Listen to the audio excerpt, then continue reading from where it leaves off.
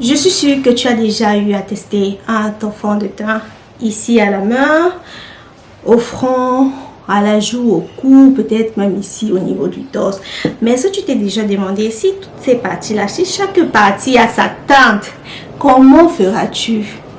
Ça te fera peut-être 15 ou 5 couleurs de fond de teint. Et c'est pour ça que dans votre trousse ou alors dans vos armoires, il y a tellement de fond de teint que vous n'utilisez pas. Aujourd'hui, je vais vous aider à trouver la teinte correcte de votre fond de teint. On y va. Donc, il est primordial de connaître son sous-ton avant d'aller acheter son fond de teint. Non, je vais pas vous parler du cercle, la chromatique et tout, mais je vais vous montrer quelques astuces qui vont vous permettre de prendre vraiment ou alors d'acheter vraiment votre couleur exacte de fond de teint. La première chose qu'il y a à faire, c'est de trouver dans quelle catégorie on se trouve. Quelle catégorie de teinte on se trouve.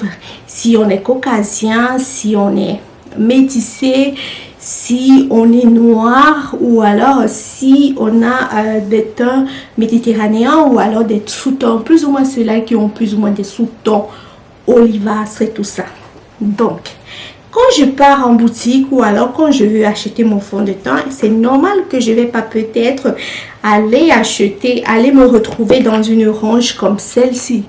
Vous voyez plus ou moins comme ceci ou alors comme ça. Vous voyez? Donc, je ne vais pas peut-être aller m'arrêter devant les teintes caucasiennes ou alors devant la teinte ébène, vraiment ébène.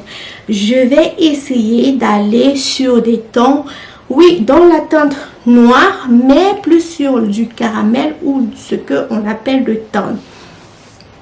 La première chose, on l'a déjà fait. On a déjà éliminé une grande catégorie. Je suis sûre que là, chacun a déjà trouvé son range. Donc, tu as déjà trouvé une marge de teint où potentiellement, tu pourrais avoir ton fond de teint. La deuxième chose, et celle-là qui est vraiment primordiale, c'est de connaître son sous-ton.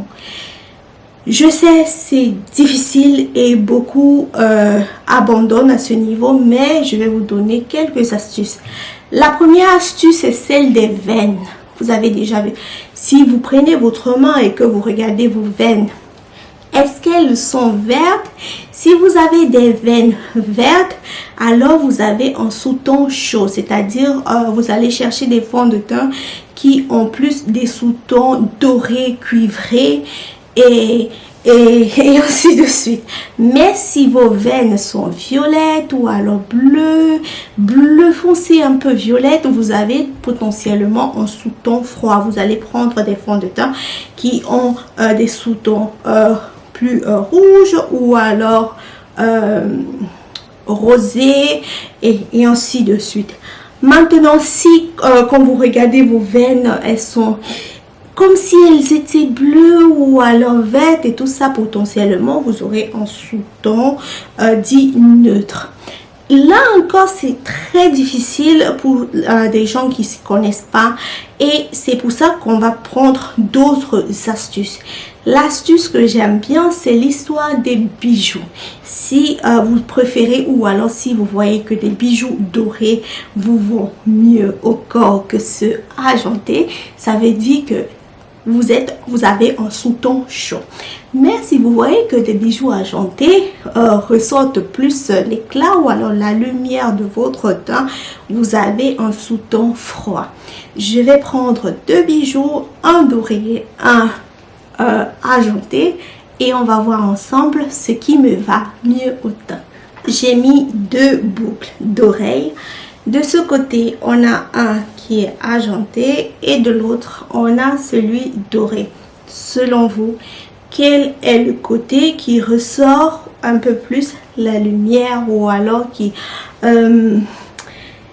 rehausse ma beauté? Je vous laisse regarder.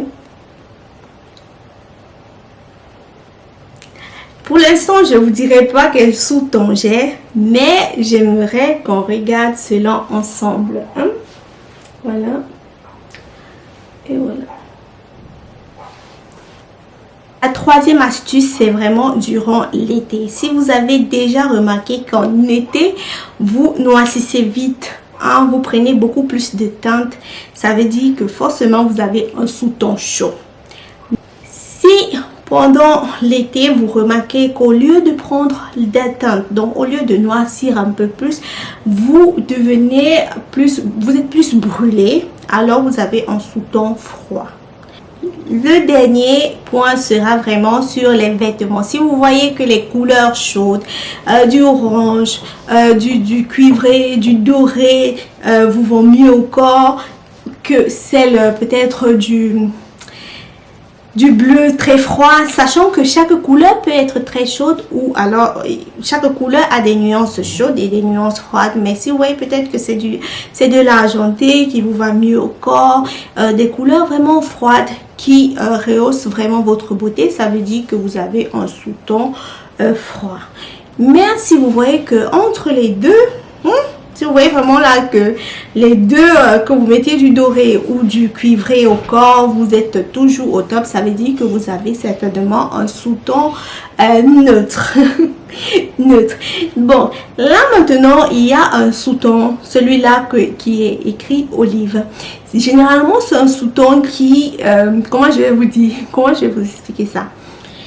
Vous allez voir que quand vous avez peut-être, vous mettez peut-être un fond de teint ou alors quand vous faites le test, vous avez l'impression d'avoir un sous-ton chaud. Mais quand vous allez peut-être prendre ou du tricot ou un tricot blanc, je vais vous faire voir, ou alors une feuille blanche. Là, j'essaye de voir si j'ai une feuille toute blanche, même comme je ne l'ai pas. Pour les gens qui ont des sous-tons olive, quand vous prenez un format blanc comme ça, au lieu d'avoir le jaune ou alors le cuivré qui ressort, vous avez un peu un sous-ton vert, c'est un peu verdâtre. C'est bizarre, mais ça a l'impression d'être vert. Et aussi un autre test, toujours avec du papier blanc, c'est de le prendre ou alors avec un t-shirt blanc. Si vous avez remarqué que la couleur blanche, vraiment le blanc éclatant, là, vous va mieux au corps, vous avez un sous-ton froid. Mais si vous voyez que c'est plus du champagne, plus de, comment on appelle ça encore, du beige, mais un beige aussi très clair qui vous va mieux au corps, ça veut certainement dire que vous avez un sous-ton chaud. Donc là, vous prenez aussi un bout de papier, vous vous mettez vraiment devant le miroir et vous essayez de tourner. Vous allez voir la couleur qui ressort, un peu comme je mets ici. Vous allez voir que la couleur qui ressort vraiment, c'est ça votre sous-ton.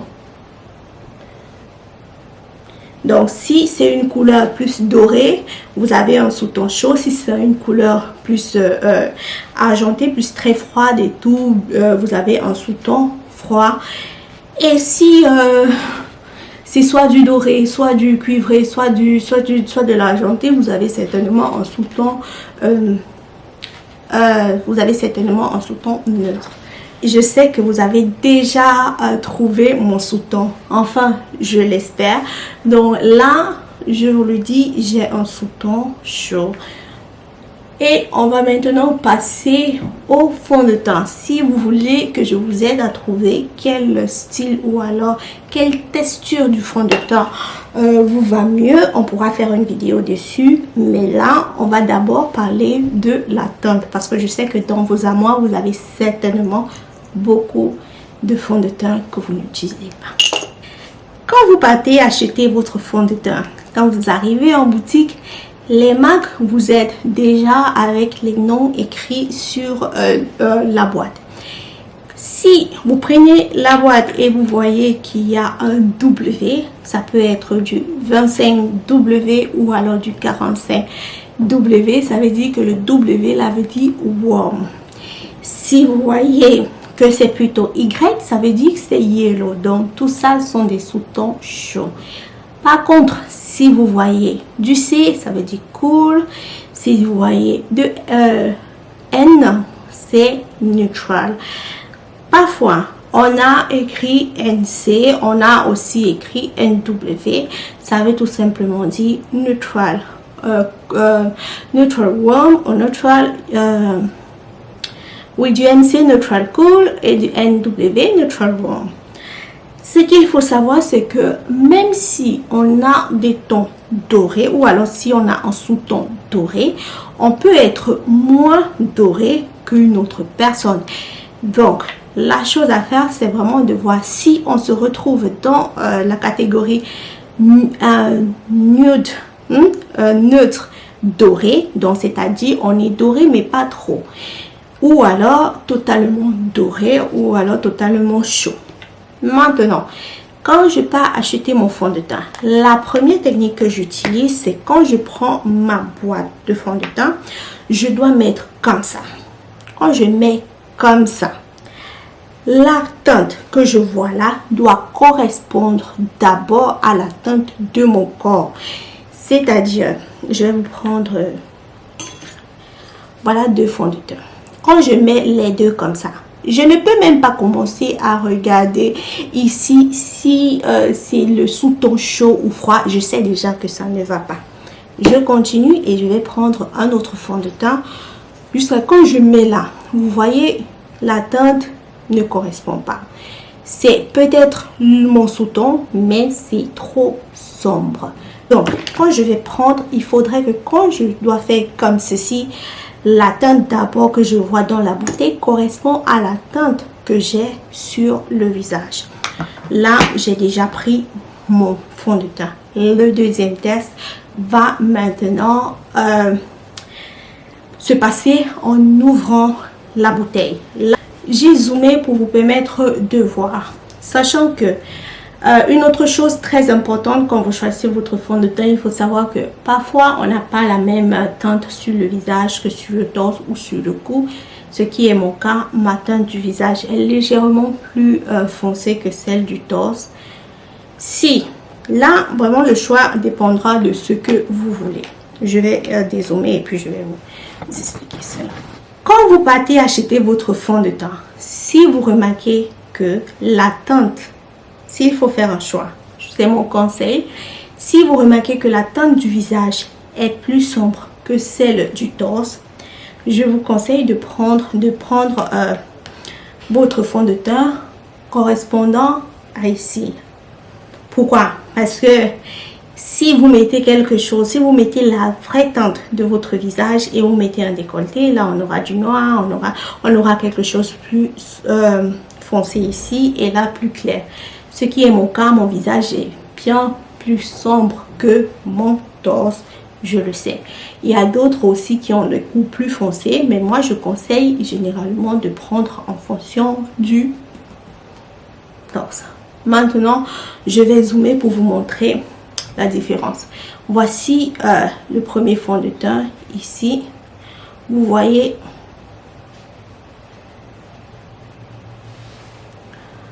il est là. Et le voici ici. Juste pour vous faire voir la différence. Hein.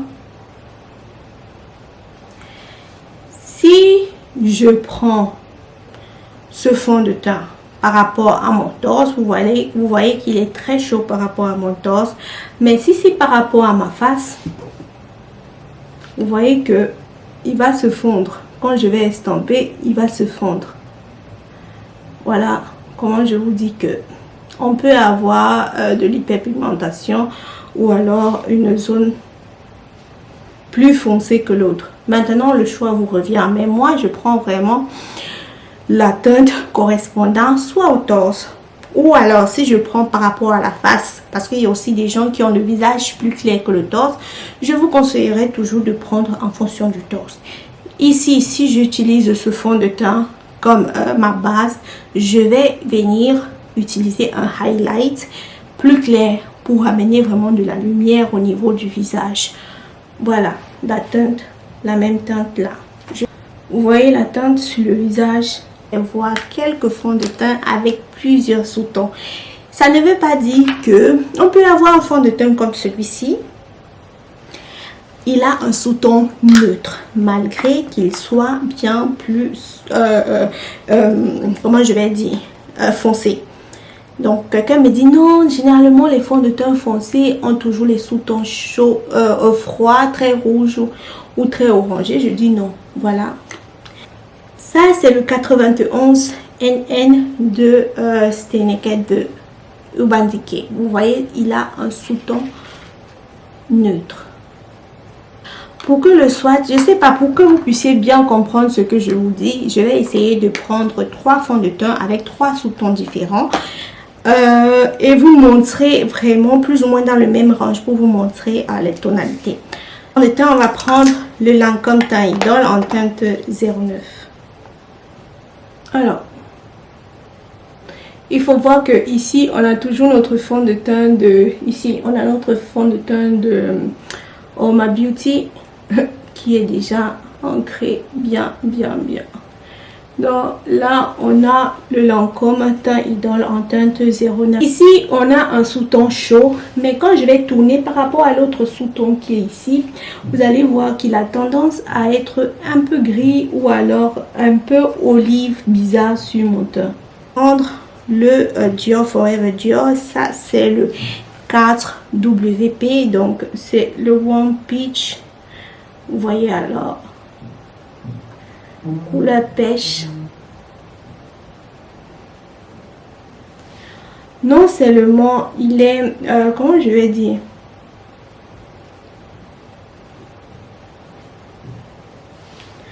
là, oui il est plus clair, mais quand vous regardez aussi il a ce sous-ton pêche, ce qui veut dire si j'essaye de l'étaler comme je fais ici, un peu ici comme ça, oui il va m'aller hein, parce que là il faut pas croire quand vous voyez un fond de teint directement, quand je viens de mettre, comme j'ai mis, vous avez dit non c'était trop clair, mais estampé comme ça il va m'aller en teinte, mais en sous-ton ça sera comme s'il y a quelque chose déposé sur mon visage. Je sais pas si on se comprend, parce que en teinte ça peut être ma teinte, mais en sous-ton quand je fais comme ça, vous voyez que le premier qui est ici là on le voit pas, le deuxième on le voit, oui on le voit parce qu'il est sombre, mais aussi parce qu'il a l'air d'être olive. Le deuxième qui est ici on voit il devient pêche, mais beaucoup plus,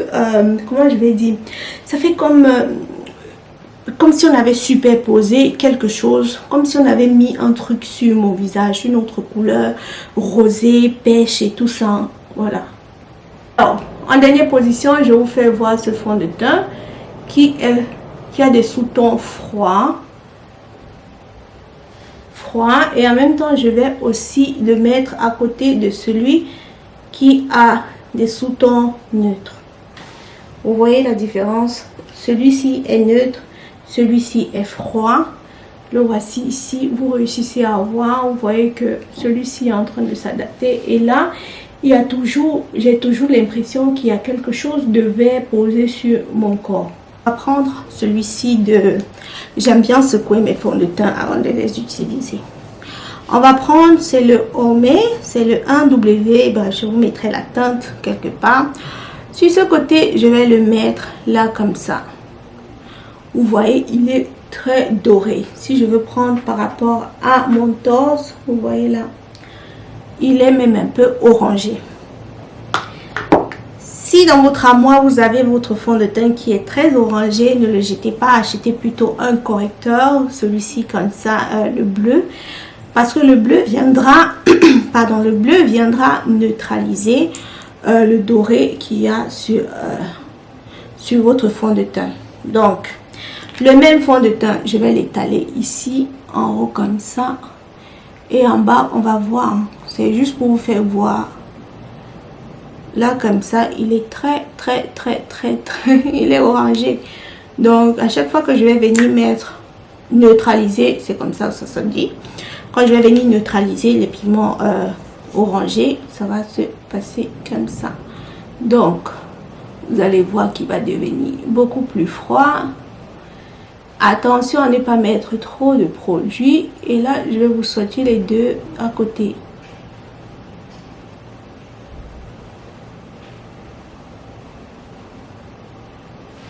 Vous voyez que le même fond de teint vous donne deux sous-tons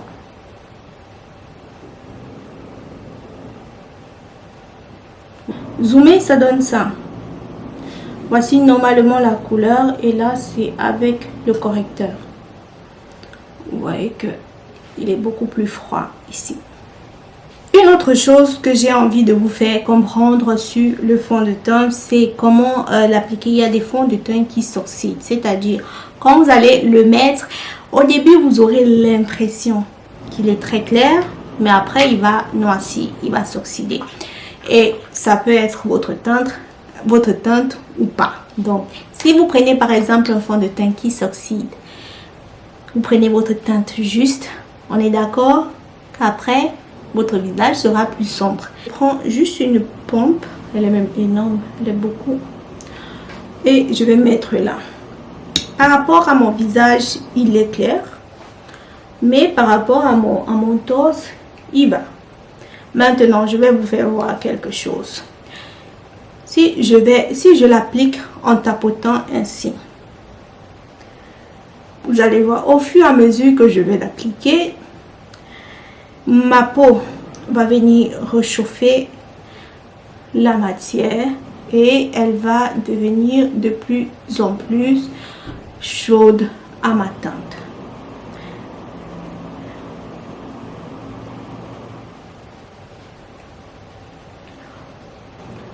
Voilà, vous voyez maintenant que par rapport à ma teinte du torse, ça va. Et de l'autre côté, vous voyez.